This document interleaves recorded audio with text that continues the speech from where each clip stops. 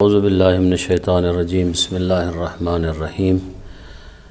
ہماری گفتگو جو ہے جناب سیدہ سلام اللہ علیہا کے اس نورانی خطبے سے متعلق ہے۔ کل ہم نے اس جملے پہ اختتام کیا کہ سیدہ نے فرمایا کہ اس دنیا کے مصائب سے راحت میں ہیں، یعنی دنیا سے جب چلے گئے آپ صلی اللہ علیہ وآلہ وسلم، ان سختیوں سے رحمت خدا میں تشریف لے گئے۔ اس کے بعد بی بی فرماتی ہیں کہ ان کے گرد ملائکہ ابرار اور رضائے الہی اور سر پر رحمت خدا کا سایہ ہے۔ ان کے گرد ملائکہ ابرار اور رضائے الہی اور سر پر رحمت خدا کا سایہ ہے۔ وہ ملائکہ جو چنے ہوئے ملائکہ ہیں، منتخب ملائکہ ہیں اللہ کے، وہ ہر وقت آپ صلی اللہ علیہ وآلہ وسلم کی قبر مطہر اور آپ کے اوپر ہمیشہ درود و سلام پڑھتے ہیں، اور رحمت الہی کا سایہ بھی آپ کے اوپر موجود ہے۔ آپ اس وقت مدینہ منورہ میں تشریف فرما ہیں۔ فقط آپ ہی نہیں، روایات کے اندر ہے کہ 70,000 کے قریب ملائکہ سید الشہداء امام حسین علیہ السلام کے حرم مطہر میں اللہ کی طرف سے معین ہیں۔ لوگ جائیں نہ جائیں زیارت کے لیے، یہ ہمیشہ گرد ذریعہ مطہر سید الشہداء طواف کرتے ہیں اور زیارت کرتے ہیں۔ اس کے بعد سیدہ نے فرمایا کہ خدا میرے باپ پر رحمت نازل کرے۔ سبحان اللہ، خداوند کریم میرے باپ پر رحمت نازل کرے، ایسی بیٹی اللہ دے، ایسی اولاد اللہ دے کہ جو باپ کے جانے کے بعد اس کے لیے اللہ سے رحمت کو طلب کرے، اللہ کی بارگاہ میں اس کے لیے دعا گو ہو۔ کیا ہوتا ہے، بسا اوقات والدین دنیا سے چلے جاتے ہیں، اولاد جو ہے دعا نہیں کرتی اس کے لیے، حتیٰ بعض اولادیں ایسی بھی ہیں جو بد دعا کرتی ہیں۔ تو باپ یہ نہیں آپ کہہ سکتے کہ باپ کا کردار ایسا ہو ایسا ہو ایسا ہو تب جو ہے اولاد کو رحمت کی دعا کرنی چاہیے۔ باپ جس طرح بھی ہو، حتیٰ کہ کہا گیا کافر بھی کیوں نہ ہو، پھر بھی آپ اللہ سے اس کے لیے رحمت طلب کریں۔ ہو سکتا ہے آپ کی نیکی کی وجہ سے خالق آپ کے باپ کو معاف کر دے۔ آپ کو اپنے والدین کے لیے ہر حال میں کیا ہے، رحمت مغفرت اللہ سے طلب کرنی چاہیے، لیکن کمال یہ ہے کہ باپ وہ جو رحمت للعالمین ہے، اس کے لیے جو رحمت بن کے آئی ہے سیدہ، کیونکہ حدیث میں ہے کہ بیٹی باپ کے لیے رحمت ہوتی ہے، رحمت للعالمین کی رحمت اللہ سے رحمت طلب کر رہی ہے۔ یعنی یہ ایک لمحہ فکریہ بھی ہے، ہمارے لیے تعجب کی بات بھی ہے کہ ہم کہتے ہیں جی فلانا بندہ جی بہت نیک ہے، اس کے لیے ضروری نہیں دعا کریں ہم، کیونکہ وہ تو اللہ کو پیارا ہو گیا، اللہ کا بندہ تھا، اللہ کو بہت پسند کرتا تھا۔ رسول سے بڑا اللہ کا بندہ کون ہو سکتا ہے؟ یعنی جو عالمین کے لیے رحمت بن کے آئے، اور بیٹی اس رحمت للعالمین کے لیے رحمت ہو، وہ اللہ سے رحمت طلب کر رہی ہے۔ اس کا مطلب یہ ہے کہ اللہ کی رحمت کے طلبگار انبیاء، ائمہ، معصومین، یہ نہیں ہے کہ کسی لمحے میں وہ رہتے ہیں کسی لمحے میں نہیں رہتے، ہمیشہ رحمت کے طلبگار رہتے ہیں۔ کیوں؟ کیونکہ ان کو پتہ ہے کہ خالق کی رحمت اس سے کچھ زیادہ ہے، واسعہ ہے۔ جو رحمت ہمارے پاس اللہ نے ہمارے اوپر کی ہوئی ہے، اس سے بھی زیادہ ہے۔ وہ بھی چاہتے ہیں وہ ساری رحمتیں سمٹ کر مصطفیٰ کی جھولی کے اندر آ جائیں، ان کی قبر مطہر کے اوپر نازل ہونا شروع ہو جائیں۔ ان کی قبر مطہر ان رحمتوں کے سائے کے تلے ہے اور اس سے زیادہ رحمتیں آپ پہ نازل ہوں۔ جناب سیدہ اس لیے آپ کے لیے یہ طلب کر رہی ہیں، فرماتی ہیں کہ خدا میرے باپ پر رحمت نازل کرے جو اس کا نبی وحی کا امین ہے۔ سبحان اللہ، یعنی جو اس کا نبی اور وحی کا امین ہے۔ یہ نہیں کہا کہ میرا باپ ہے حضرت محمد صلی اللہ علیہ وآلہ وسلم، آپ کا نام لے دیتی، نہیں، جو اس کا نبی اور وحی کا امین ہے، نبی بھی ہے اور وحی کا امین بھی ہے، یعنی وہ جو الہی خبریں دینے والا ہے، اور کیا ہے، وحی الہی اس کے پاس آتی ہے، وہ اس کے اندر بغیر کسی رد و بدل کے اسی طرح لوگوں کو سنا دیتا ہے کہ اللہ کا یہ حکم آیا ہے، اللہ یہ فرما رہا ہے، اللہ یہ فرما رہا ہے۔ جو بھی اللہ کے پیغامات احکامات آئے اسی کو من وعن آپ نے لوگوں تک پہنچایا۔ جو اس کا نبی وحی کا امین، مخلوقات میں منتخب مصطفیٰ مرتضیٰ تھا، یعنی مخلوقات میں منتخب مصطفیٰ مرتضیٰ، تین کلمے بی بی نے فرمایا۔ ایک وہ جس کو اللہ نے منتخب انتخاب کیا، جس کا اللہ نے قریش کے اندر اس شخصیت کا انتخاب کیا، اور کیا ہے، مصطفیٰ مرتضیٰ چنا ہوا، اور کیا ہے، وہ جو رضائے پروردگار ہمیشہ اس کے شامل حال ہے، یعنی وہ کوئی ایسا کام نہیں کرتے، قرآن میں ہے کہ یہ کچھ نہیں چاہتے، بس وہی چاہتے ہیں جو اللہ چاہتا ہے، یعنی رضائے پروردگار ہمیشہ ان کے شامل حال ہوتی ہے، کبھی بھی رضائے پروردگار سے کیا ہے، یہ دور نہیں رہے، کبھی بھی رضائے پروردگار یہ نہیں ہوا کہ ان کے شامل حال نہ ہو، یہ رضائے پروردگار کو اپنے سے دور کر دیں یا پروردگار اپنی رضا کو ان سے ہٹا لے۔ انتخاب کیا ہوا مصطفیٰ اور مرتضیٰ۔ اس کے بعد فرمایا اس پر سلام و رحمت و برکت خدا ہو، میرے باپ کے اوپر سلام ہو، رحمت ہو، برکت خدا ہو، یعنی میرا بھی سلام ہو، ملائکہ کا بھی سلام ہو، پروردگار کا بھی سلام ہو، پوری مخلوقات کا بھی سلام ہو، رحمت الہی اس کے شامل حال ہو، اور اللہ کی برکتوں کے اندر رہنے والا ہو۔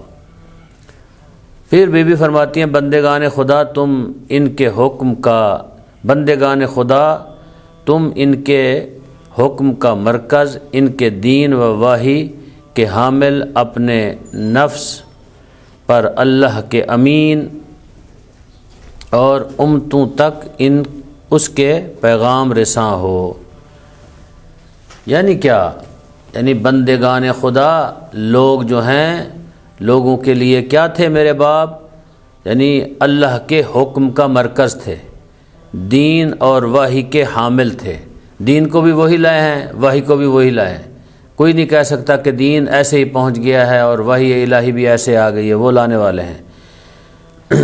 پھر اس کے بعد فرمایا کہ اللہ کے امین اور امتوں تک اس کے پیغام رساں ہیں، اللہ کے امین بھی ہیں اور امتوں تک کیا ہیں، ان کے پیغام رساں بھی ہیں۔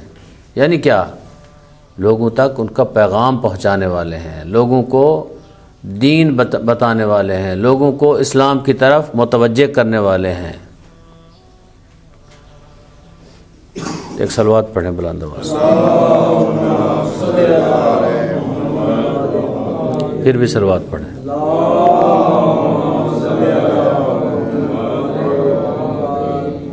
پھر فرماتی ہیں کہ تمہارا خیال ہے کہ تمہارا اس پر کوئی حق ہے،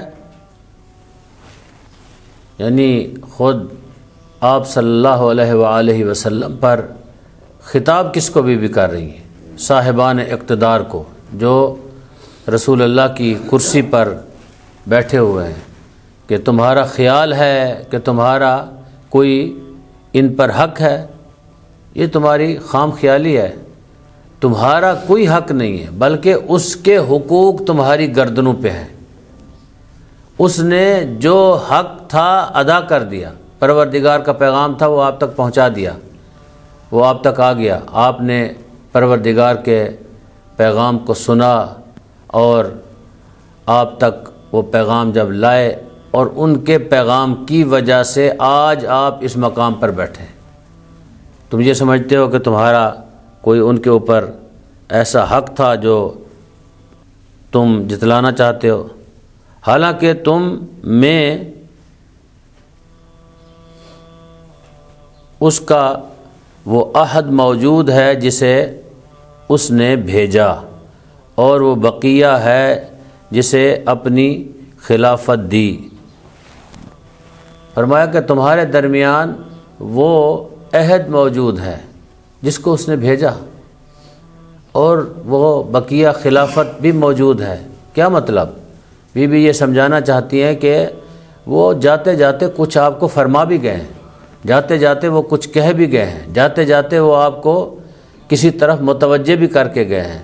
وہ یہ نہیں ہے کہ دین خدا کو جو ہے ایسے ہی چھوڑ کے چلے گئے ہیں، بلکہ اس دین کو کسی کے حوالے کر کے گئے ہیں، اس دین کے محافظ معین کر کے گئے ہیں، اس دین کی حفاظت کرنے والوں کا تذکرہ کر کے گئے ہیں، اس دین کو بتانے والے جو لوگ ہیں ان کے بارے میں لوگوں کو بتا کے گئے ہیں کہ یہ دین جو ہے ایسا دین نہیں ہے کہ جیسے آپ سمجھ رہے ہیں کہ جو بھی آئے اور اس کو لے لے اور اپنے اس خلافت کی کرسی کے اوپر بیٹھ جائے اور سمجھے کہ بعد از رسول میں وہی کام کر سکتا ہوں جو آپ صلی اللہ علیہ وآلہ وسلم کر سکتے تھے۔ یہ ایک بہت دشوار کام ہے، آسان کام نہیں ہے۔ ہر ایک بندے کو ہر ایک کرسی پہ بیٹھنا جو ہے ان کے مناسب بھی نہیں ہے، ان کے شایان شان بھی نہیں ہے۔ فرض کیجئے یہاں جامعۃ المنتظر، یہ ایک منصب نبوت تو بہت بڑا منصب ہے، یہ ایک چھوٹا سا ادارہ ہے۔ نبی تو پوری کائنات کے لیے، پوری دنیا کے لیے، بلکہ چرند پرند نباتات جمادات سب کے لیے کیا ہے؟ نبی ہوتا ہے۔ تو یہ ایک چھوٹا سا ادارہ ہے، یہاں فرض کیجئے حضرت آیت اللہ حافظ سید ریاض حسین نجفی صاحب کی کرسی پہ مثال کے طور پر بٹھا دیتے ہیں جی کوثر کو، لوگ کیا کہیں گے؟ جب لوگ آئیں گے تو وہ کہیں گے کیا یہ چلا سکتے ہیں ادارہ؟ بھئی ان کے اندر کیا قابلیت ہے، کیا علمیت ہے، کیا ان کے اندر صلاحیت ہے کہ آپ نے اتنے بڑے منصب والی کرسی پہ ان کو بٹھا دیا ہے؟ تو لہٰذا ہر ایک انسان کی اپنی جگہ ہے، جو جگہ ان کی ہے وہ جگہ کوئی اور نہیں لے سکتا۔ جو حضرت آیت اللہ کی جگہ ہے وہ ان کی جگہ ہے، ان کی جگہ پہ کم ترین یہ ہے یا ان جیسا ہو یا ان سے اوپر ہو یا ان کے ساتھ ملتا جلتا ہو، یعنی کم ترین عہدہ یہ ہے کہ ایسے شخصیت کو وہاں بٹھایا جائے، ایسی شخصیت کو رکھا جائے۔ یہ نہیں ہے کہ جو بندہ دین پڑھا ہی نہیں ہے، اس کا شعبہ ہی نہیں ہے، وہ کسی اور شعبے میں کام کرتا ہے، اس کو بٹھا دیا جائے کہ یہ اس کو چلا لے گا۔ یہ ایک تعلیمی ادارہ ہے، وہاں پہ ہم فرض کیجئے ایک ایسے بندے کو لے جائیں، تعلیمی ادارے کا سربراہ بنا دیں جو تعلیم کو بالکل جانتے نہیں ہے، الف بے کا بھی پتہ نہیں ہے، وہ زمیندارہ کاشتکاری جانتا ہے، اس کو بٹھا دیا جائے۔ تو لہذا بی بی متوجہ کر رہی ہیں کہ یہ منصب ایسا منصب نہیں ہے کہ جس پہ ہر بندہ آ کے بیٹھ جائے اور ہر بندہ اس منصب کا متمنی ہو جائے اور اس منصب کو سمجھے کہ یہ منصب جو ہے میرے لیے مناسب ہے۔ تو اس طرح کی باتیں جو ہیں آپ لوگوں کے لیے، خود آپ لوگوں کے لیے مشکلات کا باعث بنیں گی۔ آگے جا کے ہم بتائیں گے جناب سیدہ نے کس طرح سمجھایا، آپ لوگوں کے لیے مشکلات کا باعث بنیں گی۔ یہ نہ ہو کہ قیامت کے دن آپ جواب نہ دے سکیں، آپ کے لیے جواب دینا کیا ہے مشکل ہو جائے۔ تو لہٰذا منصب نبوت کوئی معمولی منصب نہیں ہے، منصب نبوت جو ہے یہ الہی منصب ہے، اور وہ منصب جو الہی منصب ہو اس کی جگہ پہ الہی نمائندہ آ کے وہ جگہ لے سکتا ہے، جو الہی نمائندے نہیں ہیں وہ جگہ نہیں لے سکتے۔ تو ایک اور موضوع آج اس کی طرف مختصر اشارہ کرتے ہیں کہ ہمارے ایک نہایت ہی قابل احترام اور ہمارے بھائی تھے، اور ان کے خدمات یورپ کے اندر بہت زیادہ تھیں، اور کم ترین خدمت اگر ان کی ہم دیکھیں تو جرمنی اور ہالینڈ کے اندر اور کچھ اور جگہوں پہ بھی ان کی خدمات یہ ہیں کہ عزاداری کی بنیاد، سید الشہداء کے ذکر کی بنیاد ان کے وجود سے پڑی وہاں پہ، اور اللہ نے ان کو کئی ایک صلاحیتوں سے نوازا ہوا تھا، اور ان کے بھائی پاکستان کے اندر ایک معروف شخصیت تھے اور وکیل تھے، اور بہت ساری قیادتوں کے ساتھ ان کے بڑے اچھے تعلقات تھے، اور ان کے معاون تھے شہید عارف حسین حسینی، اور موجودہ قائد ملت جعفریہ علامہ ساجد علی نقوی صاحب کے ساتھ بھی ان کے تعلقات تھے۔ سید کاظم شاہ صاحب جو کہ گجرات میں ہوتے تھے، وکیل تھے، انتہائی یعنی قابل شخصیت تھے، اور انہوں نے بہت تشیع کی خدمت کی پاکستان کے اندر۔ ان کے بھائی سید مقصود شاہ صاحب جو کہ جرمنی کے اندر مقیم تھے، ان کا 2 دن پہلے انتقال ہوا۔ وہ ایسا مومن، کینسر میں مبتلا تھے، تو مجھے بتا رہے تھے ان کے کزن، ان سے ہماری بات ہوئی تو جعفر شاہ صاحب وہ لنڈن میں ہوتے ہیں، ایک ادارے کے وہ بھی سربراہ ہیں، تو وہ بتا رہے تھے کہ بھائی سے جب بات ہوتی تھی تو وہ کہتے ہیں کہ بس میں ابھی تیار ہوں جانے کے لیے، بس کبھی کس وقت مجھے اللہ بلا لیتا ہے، میں بالکل تیار بیٹھا ہوں تو جانے کے لیے۔ یعنی ایسا اطمینان کم لوگوں میں ہوتا ہے، ورنہ لوگ سنتے ہیں مجھے کینسر ہو گیا اور رونا شروع کر دیتے ہیں، پریشان ہو جاتے ہیں، میں مر جاؤں گا، میں یہ کروں گا۔ اللہ نے یعنی یہ بیماری اللہ کسی کو نہ دے، کیونکہ یہ موذی مرض ہے، اس سے چھٹکارا آسان نہیں ہوتا، لیکن اللہ اس طرح کی بیماریاں دے، کبھی آپ سوچیں تو کیوں دیتا ہے اللہ آزماتا ہے، دیکھتا ہے کہ اس کو میں مہلت دوں، اتنے مہینے تک ڈاکٹر بتاتے ہیں اتنے مہینے بعد فوت ہو جائے گا، 3 مہینے مہلت دے رہا ہے، توبہ کر لو، معافی مانگ لو، لوگوں کے ساتھ پیار محبت سے پیش آؤ، جن سے آپ نے لوگوں سے فرض کیجئے کوئی ان کا نقصان کیا ہے، ان کی غیبت کی ہے، گلہ کیا ہے، جا کے معافی مانگ لو۔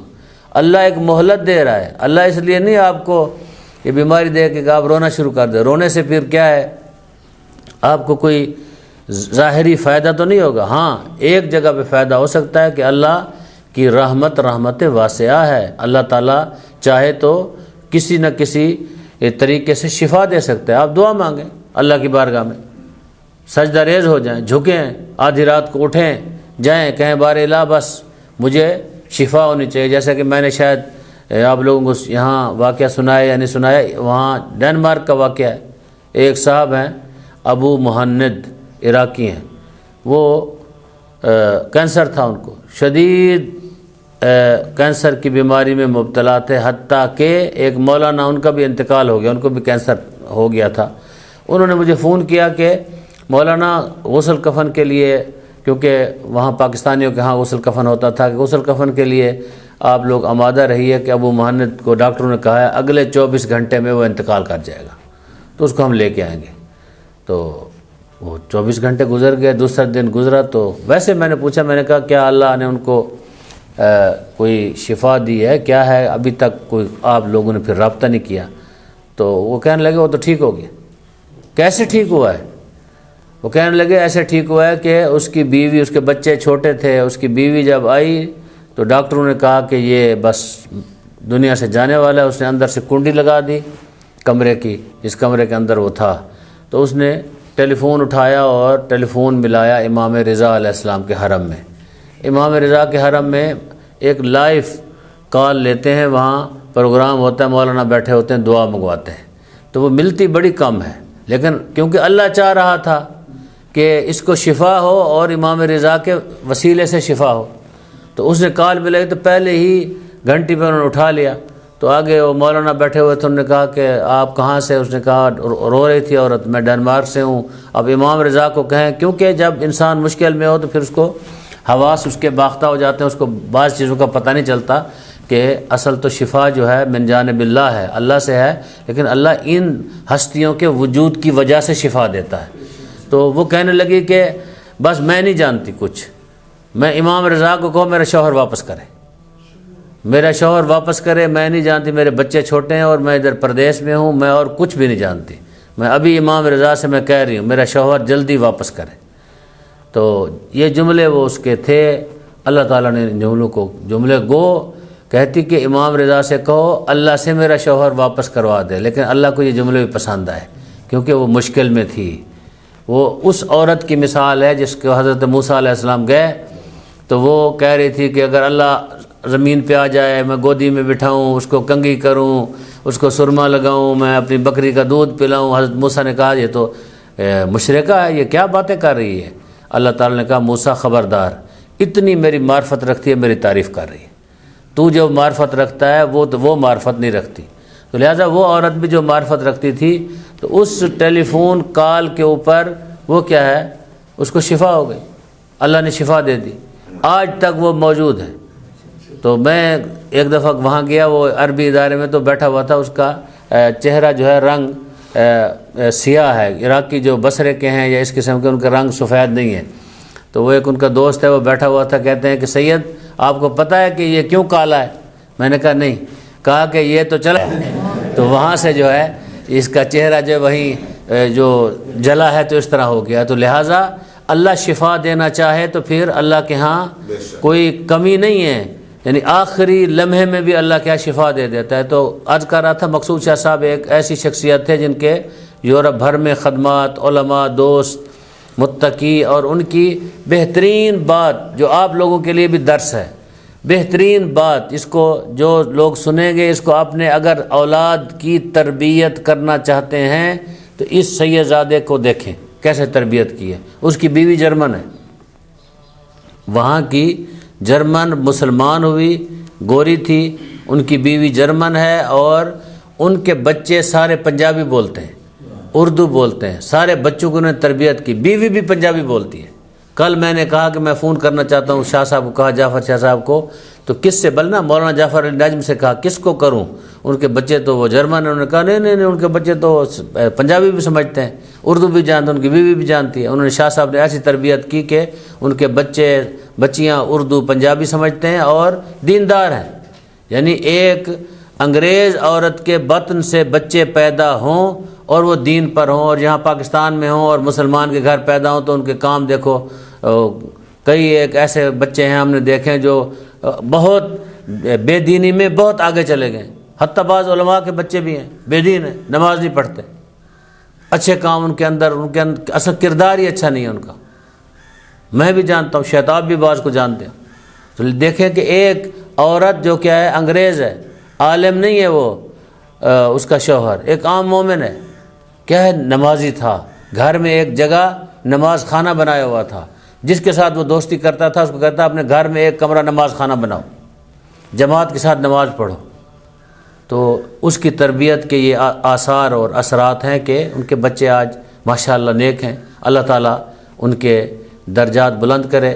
میں اپنی طرف سے جامعۃ المنصر اور حضرت آیت اللہ حافظ ریاض النجفی حفظہ اللہ، اور اسی طرح محتمم اعلیٰ کی طرف سے جامعہ کے باقی جو مدرسین، طلاب، ملازمین، ٹرسٹیز حضرات ہیں، میں ان کے خاندان کو، کیونکہ محمدی پور سے ان کا تعلق ہے، ان کے خانوادہ کو تعزیت پیش کرتا ہوں. اسی طرح میں امامیہ اسلامک کونسل یورپ کی طرف سے اور اپنے یورپ کے تمام اداروں، جتنے بھی مدینہ العلم ادارے ہیں، سب کی طرف سے ان کے خاندان کو، ان کی بچوں کو، بیگم کو تعزیت و تسلیت پیش کرتا ہوں. اسی طرح برادر بزرگوار حضرت مولانا سید شمشاد حسین رضوی حفظہ اللہ کی طرف سے اور علماء کونسل کی طرف سے بھی میں ان کو تعزیت پیش کرتا ہوں. اللہ مقصود شاہ صاحب کے درجات کو بلند فرمائے. اللہ تعالیٰ ان کی تمام نیکیوں کو، عبادات کو، خصوصاً عزاداری کو، جس کے فروغ کے لیے انہوں نے بہت کام کیا یورپ کے اندر، اللہ تعالیٰ اس کو اپنی بارگاہ میں منظور و مقبول فرمائے. ان کے بچوں کو، ان کے خاندان کو ان کے نقش قدم پہ چلنے کی توفیق عطا فرمائے. ہم سب کو جناب سیدہ سلام اللہ علیہا کے بابا کی شفاعت نصیب فرمائے. علماء، مراجع، محسن ملت، شہید حسینی، مفتی جعفر حسین مرحوم، امام خمینی رحمۃ اللہ علیہ، استاذ العلماء قبلہ قاضی صاحب، شیخ الجامع، ان سب کی قبور پہ اللہ اپنی رحمات کا نزول فرمائے. اسی طرح ہمارے ٹرسٹیز حضرات، معاونین، ملازمین جو دنیا سے چلے گئے ہیں، طلاب، علماء، سب کی قبور پہ اپنی رحمت واسعہ نازل فرمائے. اور وہ لوگ جو موجود ہیں ان کی توفیقات خیر میں اضافہ فرمائے۔ اسی طرح بالاخص سید علی ذوالقرنین اور وہ جو دوست جن کا ہم ہر روز تذکرہ کرتے ہیں، میرا اللہ تجھے واسطہ اپنی عزت عظمت کا ان کے گھروں میں اپنی برکات رحمات کا نزول فرما، ان کے مرحومین مرحومات کو جوار رحمت میں جگہ عطا فرما، ہمارے بارے میں آقا امام زمانہ کا ظہور جلد فرما، امام کو ہم سے خوش اور راضی فرما۔ آخر میں آپ لوگوں سے